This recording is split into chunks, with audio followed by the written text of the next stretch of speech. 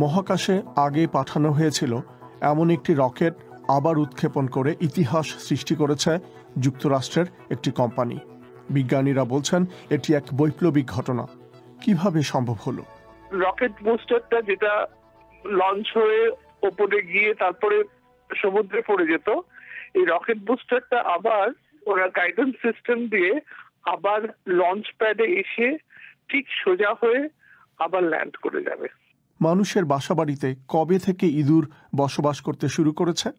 ইঁদুরের দাঁতের উপর গবেষণার পর বিজ্ঞানীরা বলছেন সম্ভবত 15,000 বছর আগে থেকে। কিন্তু কেমন করে আগমন ঘটল এই ইঁদুরের? এসব নিয়েই এ সপ্তাহের বিজ্ঞানের আসর পরিবেশন করছি আমি, মিজানুর রহমান খান। ক্যালিফোর্নিয়ার একটি কোম্পানি মহাকাশে আগে পাঠানো হয়েছিল এমন একটি রকেট আবার উৎক্ষেপণ করে ইতিহাস সৃষ্টি করেছে। যুক্তরাষ্ট্রের এই কোম্পানিটির নাম স্পেস এক্স। তারা রকেটের সবচেয়ে দামি অংশ বুস্টার রকেটটিকে মহাকাশের অভিমুখে পাঠিয়ে দেওয়ার পর যাতে আবার নিরাপদে পৃথিবীতে ফিরে আসতে পারে তার কিছু প্রযুক্তি উদ্ভাবন করেছে।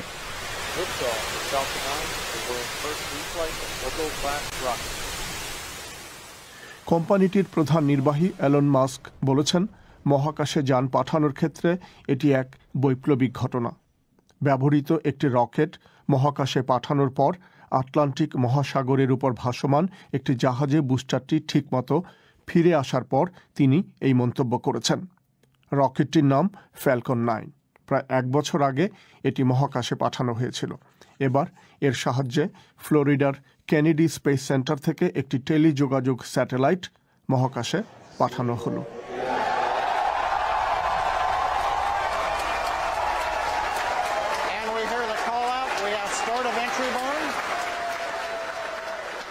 সাধারণত একটি রকেটকে যখন মহাকাশে পাঠানো হয় তখন তার বুস্টার রকেটটিকে অরবিটের দিকে ঠেলে দিয়ে নিজে ধ্বংস হয়ে সমুদ্রে পড়ে যায়।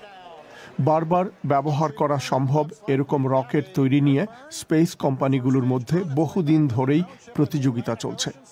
নাসা যে খরচে মহাকাশে যান পাঠায় তার চেয়ে বহু কম খরচে নভোখেয়া পাঠানোর জন্যই এই চেষ্টা।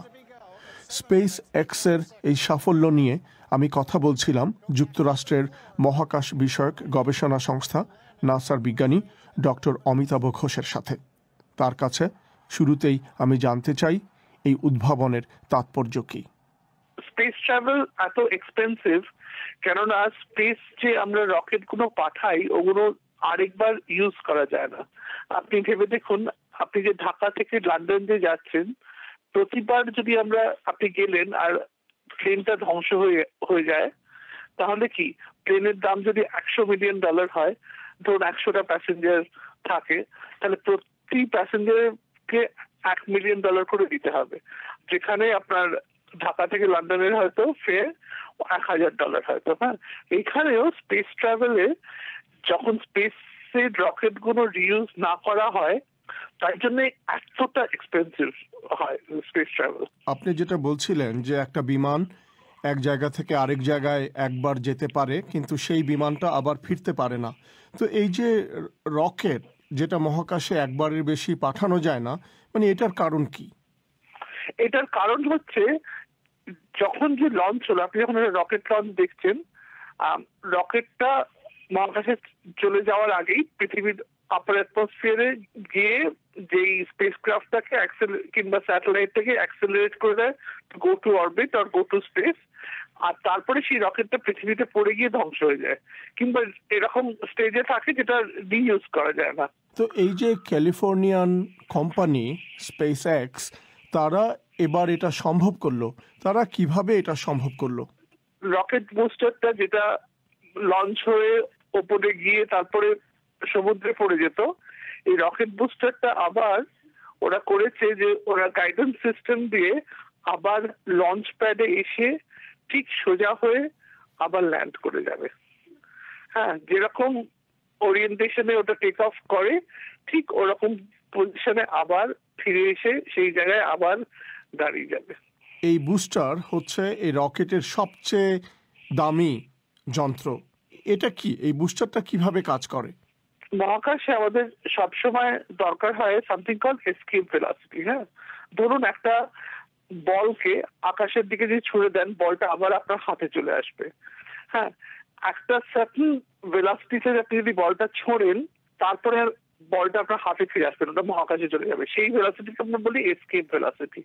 এসকেপ ভেলোসিটি করতে গেলে যে কোনো স্পেসক্রাফটকে ভীষণ বেশি অ্যাক্সেলারেশন দিতে হয়।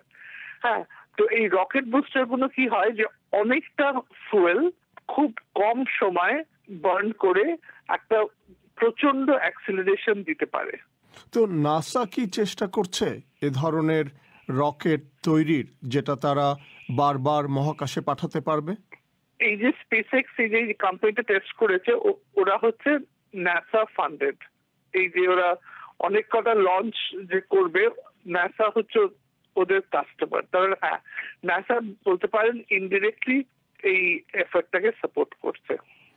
এখন মহাকাশ গবেষণায় এই এই নতুন এই যে আবিষ্কার, এই যে একটা ইতিহাস সৃষ্টি হলো, বারবার একই রকেট মহাকাশে পাঠানো যাবে, এটা মহাকাশ গবেষণায় কি ধরনের ভূমিকা রাখবে? দেখুন, যদি আপনার এখান থেকে মার্স যেতে আজকে বলে একটা মানুষ পাঠাতে হয়তো $10 বিলিয়ন লাগবে। ইলন মাস্কের যে ভিশন, এই রিউজেবল রকেট হচ্ছে একটা অংশ, আরো 3-4টে পয়েন্টস যদি ওরা রিয়েলাইজ করতে পারে, তাহলে the cost will reduce to 200,000, মানে অ্যাবাউট $1 কোটি।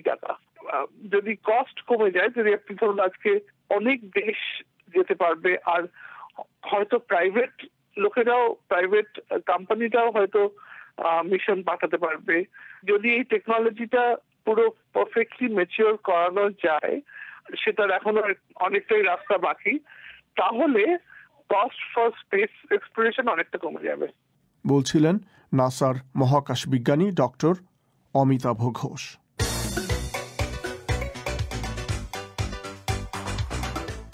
আমাদের বাসাবাড়িতে হয়তো আমরা সবাই ইঁদুরের উৎপাত দেখেছি। কখনো কি আমাদের মনে এই প্রশ্নটা তৈরি হয়েছে যে ইঁদুরের জন্ম কবে? ঠিক কত বছর আগে থেকে এই প্রাণীটি মানুষের পাশাপাশি আমাদের এই পৃথিবীতে বসবাস করতে শুরু করেছে? ইঁদুরের ফসিল বা জীবাশ্ম গবেষণা করে বিজ্ঞানীরা বলছেন সম্ভবত 15,000 বছর ধরে এই প্রাণীটির অস্তিত্ব। আগে তাদের ধারণা ছিল এই সময় হয়তো আরও অনেক কম। বিজ্ঞানীরা বিশ্বাস করেন পূর্ব ভূমধ্য সাগরীয় অঞ্চলের লেভান্ট অঞ্চলে মানুষের বসতিতে প্রথম বুনো ইঁদুরের আবির্ভাব হয়েছিল। মূলত আদি বাসিন্দারা এসব অঞ্চলে যেসব শস্য ও বীজ মজুত করেছিল, সেসব চুরি করার জন্যই এদের আগমন। তারপর থেকেই মানুষের বাসাবাড়িতে এদের উৎপাত। মূলত মানুষের সাথে সাথে এই প্রাণীটি এক জায়গা থেকে আরেক জায়গায় গেছে। এর মূল কারণই হচ্ছে আশ্রয় ও খাবার। প্যারিসে জাতীয় প্রাকৃতিক ইতিহাস জাদুঘরের একজন বিজ্ঞানী ডক্টর টমাস চুচি এ বিষয়ে একটি গবেষণা করেছেন। তার কথা পড়ে শোনাচ্ছেন সহকর্মী পুলক গুপ্ত। মানুষের সাথে ইঁদুরের সম্পর্ক বহুদিনের। আজকের দিনে পৃথিবীর সর্বত্রই এই ইঁদুর পাওয়া যায়। মানুষের মতো এটিও একই সময়ে এবং সর্বব্যাপী উপস্থিত। পৃথিবীতে সর্বত্রগামী ও আক্রমণাত্মক যত স্তন্যপায়ী প্রাণী আছে, তার একটি হচ্ছে এই ইঁদুর। ভূমধ্য সাগরের আশেপাশের দেশগুলোতে, যা লেভান্ট নামে পরিচিত, তার দক্ষিণাঞ্চলে পাওয়া ইঁদুরের জীবাশ্ম থেকে সংগৃহীত দাঁতের উপর ভিত্তি করে তিনি এই গবেষণা পরিচালনা করেছেন। মানবজাতি যখন থেকে বসতি গড়ে তুলতে শুরু করেছে, বাসা বাড়িতে খাবার মজুদ করে রাখতে শুরু করেছে, তখন থেকেই এই ইঁদুর মানুষের সাথে সম্পর্ক গড়ে তুলেছে। তখন মানুষ বসবাস করত পাথর ও কাদামাটির তৈরি গোলাকৃতির বাড়িঘরে। গবাদি পশুর জন্য তারা খাবার বা বিচালি জমা করত। নিজেদের খাওয়ার জন্য সংগ্রহ করে রাখত গম ও বার্লি। শিকার করত হরিণ ও বুনো শূকর। এই পরিবেশেই ইঁদুরের বিকাশ ঘটতে শুরু করে, কারণ সেখানে তাদের জন্য ছিল পর্যাপ্ত খাবার। তাদেরকে খেয়ে ফেলতে পারে এমন প্রাণীর সংখ্যাও ছিল তখন খুব কম, কারণ তখনও কিন্তু বেড়াল ও কুকুরের আবির্ভাব ঘটেনি। যুক্তরাষ্ট্রে কর্নেল বিশ্ববিদ্যালয়ের একজন শিক্ষক জেরেমি সিয়ারেল যিনি এই গবেষণার সাথে জড়িত নন, তিনি বলেছেন এই গবেষণা থেকে কৃষি পূর্ব সময়ে মানুষের সাথে ইঁদুরের সম্পর্ক নিয়ে চমকপ্রদ ও নতুন নতুন কিছু তথ্য পাওয়া গেছে। তিনি বলেছেন ইঁদুরের সাথে বীজের মজুদের সম্পর্ক অত্যন্ত ঘনিষ্ঠ। এটা কৃষি উৎপাদন থেকে সংগৃহীত শস্য নাও হতে পারে বনে জঙ্গল থেকে সংগ্রহ করা খাবার দাবারও। শিকারীরা এসব খাবার জঙ্গল থেকে সংগ্রহ করে আনত। বিজ্ঞানীরা বলছেন ইঁদুর আসলে বন্যপ্রাণী হলেও সময়ের সাথে সাথে খাবার ও আবাসনের কারণে এটি মানুষের সাথেও গভীর সম্পর্ক গড়ে তুলেছে। অনেকে পোষা প্রাণী হিসেবেও ইঁদুর পালছে। আর চিকিৎসা বিজ্ঞানের গবেষণাতেও ল্যাবরেটরিতে এই ইঁদুর এখন এক গুরুত্বপূর্ণ মডেল হিসেবে ভূমিকা রাখছে। আর এরই সাথে শেষ করছি এ সপ্তাহের বিজ্ঞানের আসর।